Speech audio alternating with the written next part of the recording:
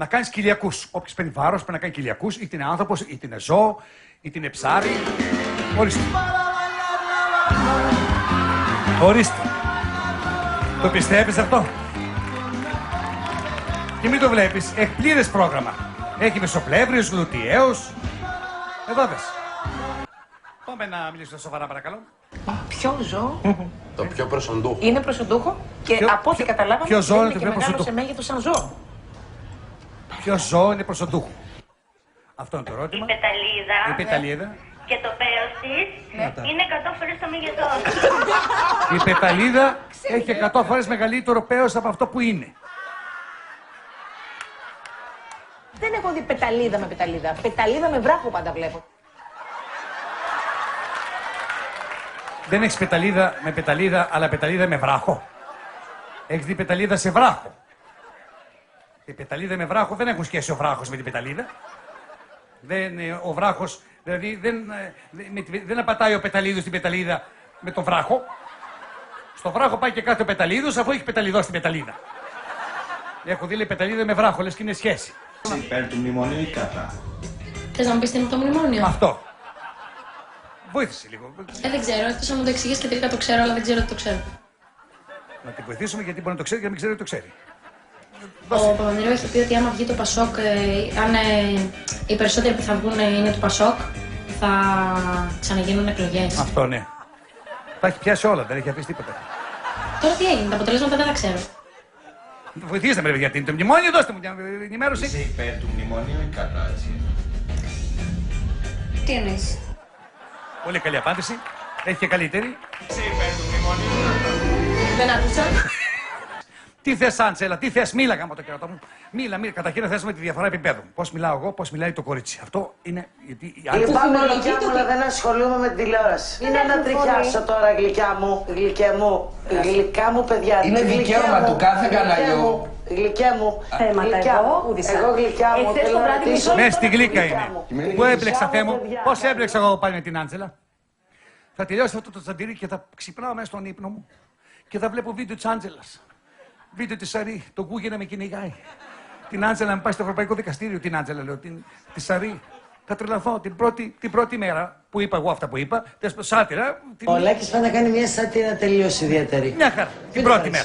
Δεν Δεν παρεξεί. Αλλά αρχίζουν τα τηλέφωνα. τηλέφωνα. Την πρώτη μέρα. Την πρώτη μέρα. Γιατί μετά αρχίσαν την πέρα τηλέφωνα, η μεσημεριανή και τις βαραθητηλιές και ποιος είναι αυτός που μιλάει για σένα. Και εσύ 30 χρόνια κάνεις καριέρα και ξέρεις.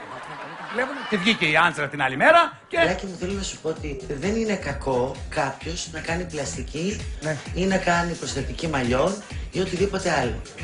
Έχω δει παλιές σου εκπομπές και παλιές ταινίες που έπαιζες που δεν είχες μαλάκια. Τα βάλες.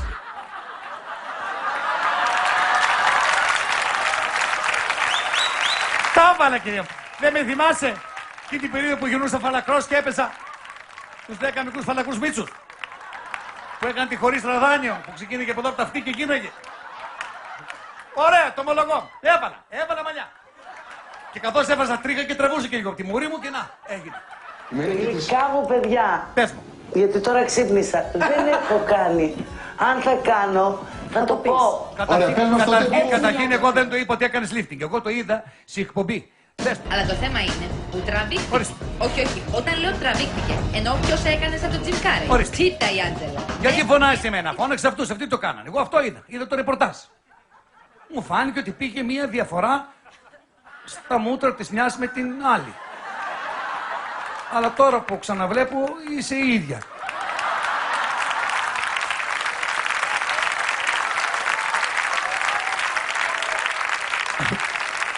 Απλά δείχνεις λίγο πιο ξεκούραστη.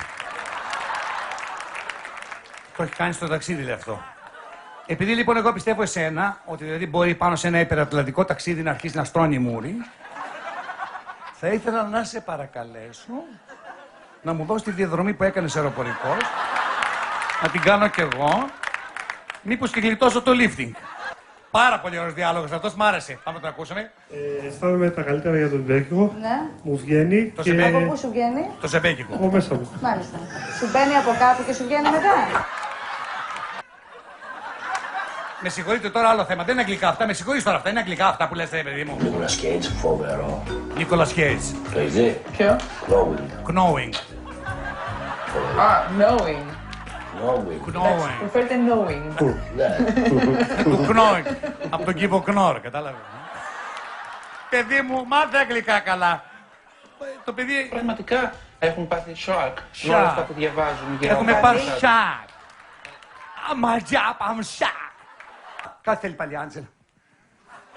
Τι θες? Μερικά σαρδάμ που τα λέω επίτηδες για να ασχολείστε μαζί μου. Γιατί πουλάτε, τι. Εγώ το έχω καταλάβει. Όχι. Εγώ το πιστεύω.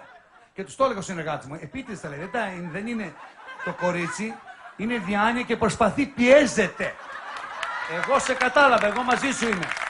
Ούτε lifting πιστεύω ότι έχεις κάνει. Να.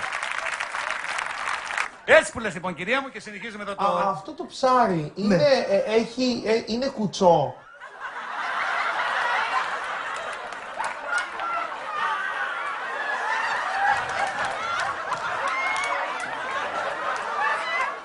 Η κουτσομούρα. Ο άντρας, κυρία Για μου. τη σεξουαλική επαφή και κυρίως όταν αυτή γίνεται χειρονακτικά και ο άντρας είναι μόνος του, κατάλαβες, δηλαδή δεν έχει παρέα. Την παίζει και με τα δύο χέρια. Ή όταν τον παίρνει η χαρά πέρχει του πλαϊνού του. Τι αυτό το πράγμα δεν μου φαίνεται φυσιολογικό. Αλλά το μελέτησα γιατί είναι μέθοδος αυτό, είναι μια μέθοδος επιμήκυνσης. Όταν ο άνθρωπος, ας πούμε, ασχολείται μόνος του, Επιμένει στα δύο. τότε μπορεί να καταφέρει την επιμήκυνση. Και έρχομαι εγώ να σας ρωτήσω, ισχύει αυτό, δηλαδή αν κάποιος ξεκινήσει σήμερα και επιμηκύνεται, μπορώ να φτάσω να ξεκινήσω και σε 2 εβδομάδες να είμαι εκεί απέναντι? Ναι. Να ξεκινήσει έτσι με 3 πόντους και να φτάσει πού θες. Είναι μέθοδος, λέει ότι άμα τη τραβά συνέχεια επιμηκύνεται. Είναι η μέθοδος τράβα και... Ναι, υπάρχει ο κατατράβα, υπάρχει ο πεοτράβα. Ξεκινάς με το ένα και άμα πάρει τηλέφωνο και λέει είμαι από κάτω αγάπη, χτυπάς και με τα δύο να προλάβεις.